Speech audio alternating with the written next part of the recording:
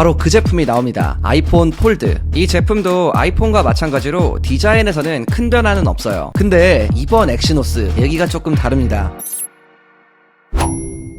안녕하세요, 별남입니다. 자, 여러분들 드디어 2026년이 밝았습니다. 여러분들 새해 복 많이 받으시고요. 제가 오늘 준비한 거는 이번 해, 그러니까 2026년에 나올 기대작 스마트폰들을 싹 모아갖고 왔습니다. 제가 자료조사를 하면서 생각보다 이게 이런 부분이 있었나? 했던 포인트들도 꽤 있었고, 와, 이런 스마트폰이 나온다고? 할 정도로 이번에는 정말 다양한 제품들의 출시가 예상되고 있습니다. 그럼 올해는 어떤 제품들이 나오는지 지금부터 바로 보시죠. 자, 첫 번째 제품은 아마 여러분들 이미 눈치채셨을 텐데요. 바로 그 제품이 나옵니다. 아이폰 폴드. 이게 작년 한 해 동안 엄청나게 많은 루머들이 나오고 또 거기에 몇 년 동안 출시가 계속해서 연기되었던 제품이잖아요. 그래서 유독 기대가 되고 있는데 드디어 올해 나옵니다. 아이폰 폴드는 갤럭시 Z 폴드처럼 책처럼 열고 닫는 북타입이 유력하고요. 접으면 5.4인치에서 5.5인치 정도. 그러니까 아이폰 미니랑 비슷하거나 약간 더 작을 것 같아요. 펼치면 대략 7.5인치 전후로 예상이 되는데 이건 아이패드 미니보다 약간 작은 사이즈라고 보시면 될 것 같습니다. 그리고 내부 화면 비율은 4:3에 가까운데 아이패드 화면과 비슷하게 될 가능성이 높아요. 그러니까 접었을 때는 아이폰처럼 쓸 수 있고 펼치면 마치 아이패드를 쓰는 듯한 그런 경험을 할 수 있는 기기라고 볼 수 있는 거죠. 그리고 애플이 폴더블을 늦춘 이유도 좀 알아보면 이미 아시는 분들은 다 아시겠지만 바로 화면 주름 때문입니다. 애플은 화면 주름을 최대한 안 보이게 하기 위해서 굉장히 연구를 많이 한 것 같은데 아이폰 폴드는 화면을 접었을 때 약간의 공유를 남기면서 주름을 최소화했다고 알려져 있어요. 그러니까 이거를 좀 간단하게 말하면 말 그대로 구부린다는 소리죠. 그리고 가장 중요한 가격도 보면 최소 $2,000 이상, 우리나라 기준으로 보면은 약 300만 원을 넘길 것으로 보입니다. 일각에서는 $2,500 정도로 예상을 하고 있는데 이렇게 나오면은 거의 400만 원에 근접하겠죠. 아이폰 폴드는 올해 가을에 공개될 예정이고요. 가격이 비싼 만큼 대중적인 모델이라기보다는 완전 초프리미엄 전략에 가깝다고 할 수 있어요. 사실 개인적으로 생각했을 때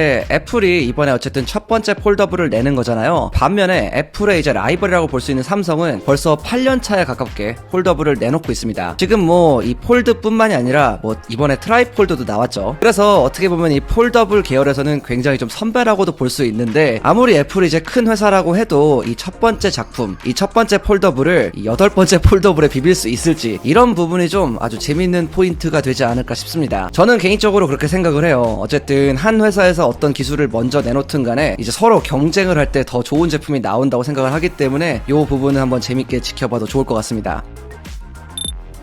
자, 두 번째로 가져온 제품은 바로 아이폰 18 프로와 프로 맥스입니다. 아시는 분들은 아시겠지만 올해 아이폰부터는 이 아이폰이 두 번에 걸쳐서 나오게 됩니다. 기존 가을 일정에 한번 출시를 하게 되고요. 그 다음에 봄에 또 한 번 출시하는 그런 형태로 나오게 돼요. 이제 내년 봄에 나오는 게 아이폰 18 일반형이랑 에어 요렇게 보시면 됩니다. 아무튼 그래서 올해는 아이폰 18 프로 라인업이 나온다고 볼 수 있는데요. 이 디자인이 아마 여러분들이 가장 많이 궁금하실 것 같은데 결론부터 말씀을 드리면 디자인은 크게 변하진 않을 예정입니다.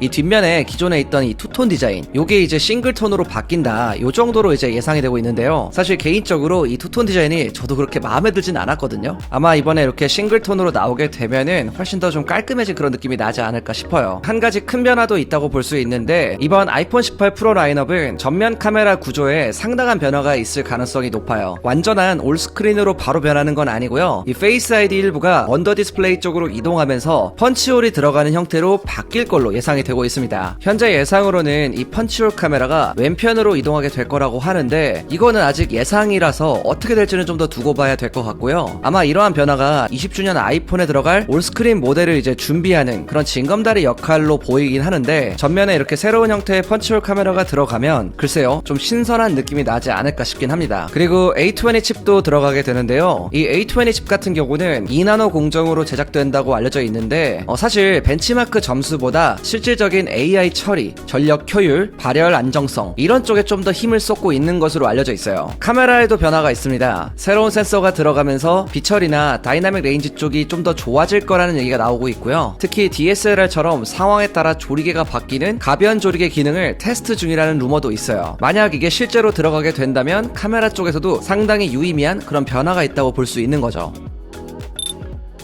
다음으로 살펴볼 제품은 바로 갤럭시 S26 시리즈입니다. 이 제품도 아이폰과 마찬가지로 디자인에서는 큰 변화는 없어요. 좀 소소하게 달라지는 정도로 보면 되는데, 일단 기존 S 시리즈의 동그란 렌즈 배열에서 벗어나서 폴드7과 같은 이 카메라 섬 구조, 이렇게 바뀔 가능성이 높아요. 여기에 두께도 더 줄어들 전망인데요, 현재보다 약 0.3mm 정도 얇아진다고 합니다. 그러니까 6.9mm 수준으로 예상이 되는데, 이 정도면 최근 플래그십 기준으로 봐도 상당히 얇은 편이라고 볼 수 있어요. 아마 실제로 손에 잡았을 때 또 체감이 꽤나 크게 되지 않을까 싶기도 합니다. 칩셋 같은 경우는 지역에 따라서 스냅드래곤과 엑시노스가 나눠서 들어갈 전망인데요, 한국 같은 경우는 엑시노스 2600이 들어갈 예정이라고 하고, 그 외에 북미나 이런 다른 지역에는 스냅드래곤 8 엘리트 젠 5가 들어갈 예정인데요, 사실 여러분들도 아시다시피 그동안 이 스냅드래곤과 엑시노스 격차가 제법 있었기 때문에 여러가지로 좀 불만이 많았는데요, 근데 이번 엑시노스 얘기가 조금 다릅니다. 엑시노스 2600의 스펙과 AI 성능, 레이트레이싱 성능 등등 공개된 내용을 보면 스펙이 상당히 뛰어납니다. 아무튼 그래서인지는 몰라도 이번 엑시노스는 울트라에도 들어갈 수 있다는 얘기도 나오고 있어요. 만약 이게 사실이면 삼성 입장에서는 꽤나 의미 있는 변화라고 볼 수 있겠죠. 반면 카메라는 조금 아쉽습니다. 센서 자체는 큰 변화 없이 유지될 가능성이 굉장히 높고요, 아마 이미지 프로세싱으로 계속 버티는 좀 그런 구조라고 볼 수 있어요. S26 울트라에는 5200에서 5300mAh의 배터리 탑재가 유력하고요, 전 라인업에 자석 기반 무선 충전, 그러니까 취투 충전이 기본으로 들어갈 가능성도 큽니다. 만약 이렇게 된다면 이제 갤럭시도 맥세이프 때문에 불편하다는 불만이 어느 정도 줄어들 것 같아요.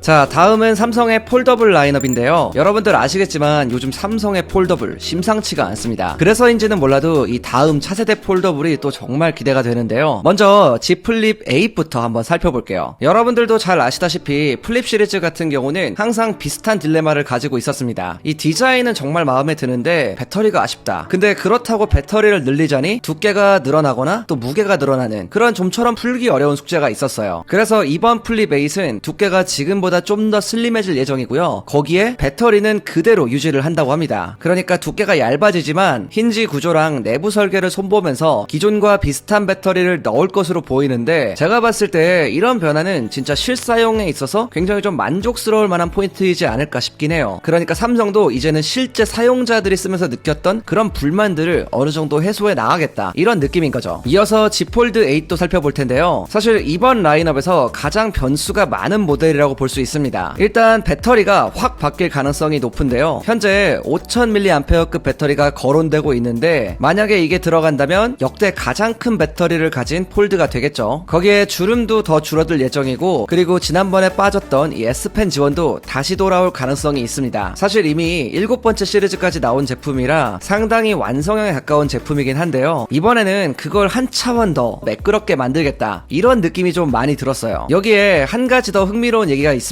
삼성이 4:3 비율의 와이드 Z 폴드를 별도로 준비하고 있다는 내용인데요, 이거는 누가 봐도 아이폰 폴드를 좀 의식한 그런 거라고 볼 수 있고, 또 삼성이 폴더블 시장에서 주도권을 계속 쥐고 가겠다, 좀 지지 않겠다, 이런 의도로 좀 해석할 수가 있습니다. 이 와이드 폴드는 2026년 하반기 언팩 행사에서 폴드 8과 함께 공개될 가능성이 높고요, 출시는 아이폰 폴드가 나오는 가을쯤이 가장 유력합니다. 올해는 삼성과 애플의 폴더블 대결 구도가 펼쳐질 것 같은데 아마 굉장히 좀 흥미로울 것 같습니다. 자, 오늘 이렇게 2026년에 나올 기대작 스마트폰들에 대해서 좀 자세하게 살펴봤는데요, 사실 저 같은 경우는 이 애플에서 나오는 첫 번째 폴더블 제품, 이 제품이 솔직히 제일 많이 기대가 되긴 하는데, 과연 얼마나 또 완성도 있게 내놓을지, 이 삼성의 폴더블에 어떤 식으로 대적할 수 있을지, 이런 부분을 좀 중점적으로 보면 재밌지 않을까 싶습니다. 아무튼 여러분들 궁금한 내용이 있으면 아래 댓글에 남겨주시고요, 제가 오늘 준비한 영상 여기까지입니다. 지금까지 별남이었습니다. 바이.